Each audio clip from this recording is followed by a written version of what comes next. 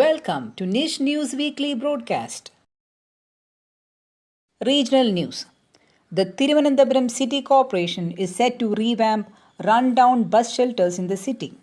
According to the civic body's assessment, close to 100 bus shelters in different areas of the city are in a dilapidated condition, posing danger to the public. The corporation plans to revamp them under a public-private partnership model with better amenities.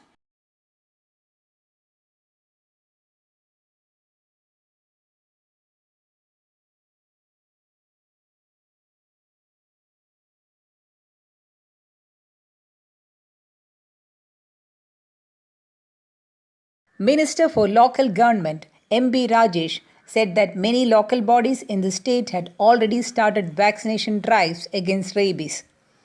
Though it was decided to hold the vaccination drive from September 20 to October 20, many local bodies started the drive from September 15. Work on the Animal Birth Control Center ABC centers under the Animal Husbandry Department is progressing.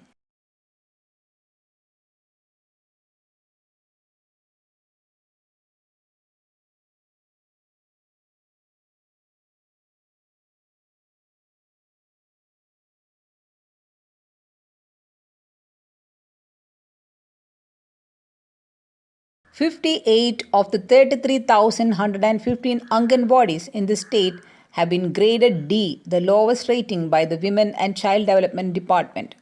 The grading is aimed at improving the quality of services rendered by Anganwadis.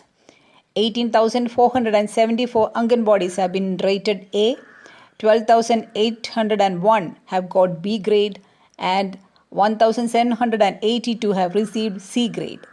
55 of the 58 Anganwadis that were rated D are in Thiruvananthapuram district. The grading is done to enhance the number of beneficiaries and to improve the monitoring mechanism.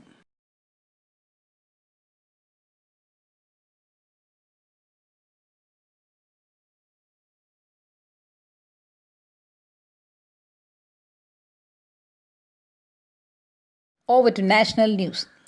The 10% quota for economically weaker sections (EVS) of society does not erode the rights of the scheduled castes, the scheduled tribes, or the other backward castes, according to the Attorney General of India, K.K. Venugopal.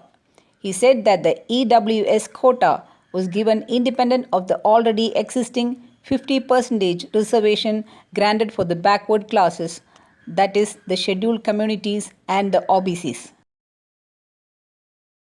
The Supreme Court said that the role of TV anchors is critical in monitoring that their shows do not descend into a flurry of hate speech. The court said that the content on mainstream electronic media and social media remain largely unregulated. A bench led by Justice K.M. Joseph said that the hate speech should not be broadcasted. Fair and truthful reporting normally is not a problem. The problem starts when the program is used to agitate others. This should be curbed.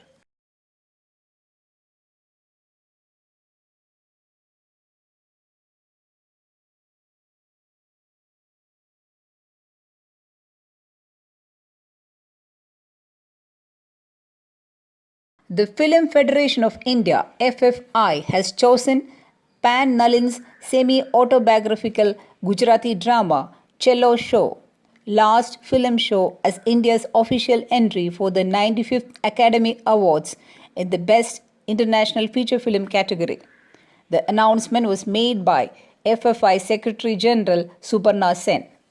The story of the movie is set against the backdrop of cinemas in India witnessing a massive transition from celluloid to digital. Cello Show had its world premiere as the opening film at the Tribeca Film Festival at New York and has won multiple awards.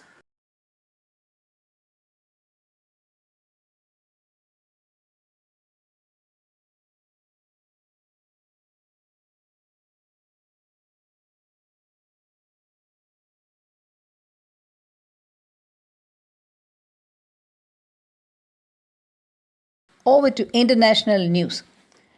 International Week for the Deaf is celebrated from September 19 to September 25, 2022 all over the world. International Day of Sign Languages was celebrated on September 23, emphasizing the importance of sign language in the world. Many programs were conducted to popularize Indian Sign Language in different parts of India. The students and staff of NISH, National Institute of Speech and Hearing, conducted different programs proclaiming the need and importance of Indian Sign Language. The programs were conducted for the deaf and also for the public to create awareness about deaf people and sign language.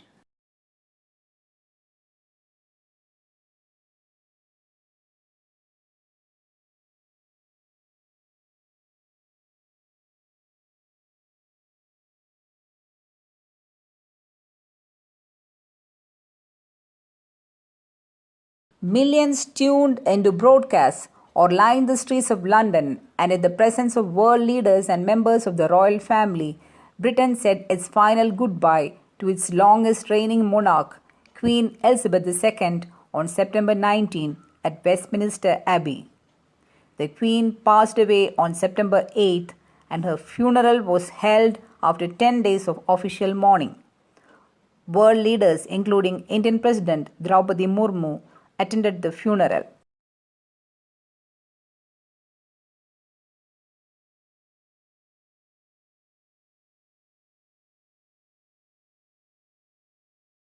The Chinese government issued draft rules aimed at making it easier for some foreigners to enter China for visits to tourist sites along the Chinese border.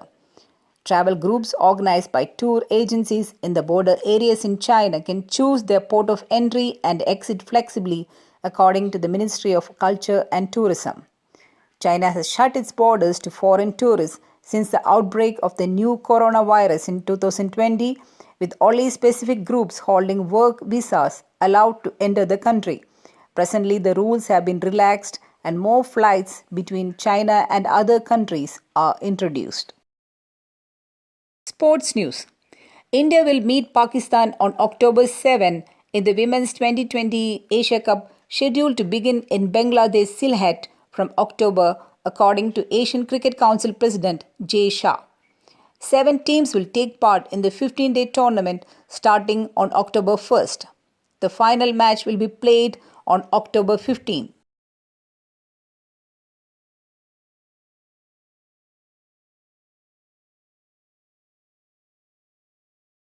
With this news, we come to the end of NISH News Weekly broadcast. I am Satya Sundar Das, ISL faculty at NISH, signing the news for you along with Ms. Sylvie Maximena, NISH faculty. See you again next week. Thank you.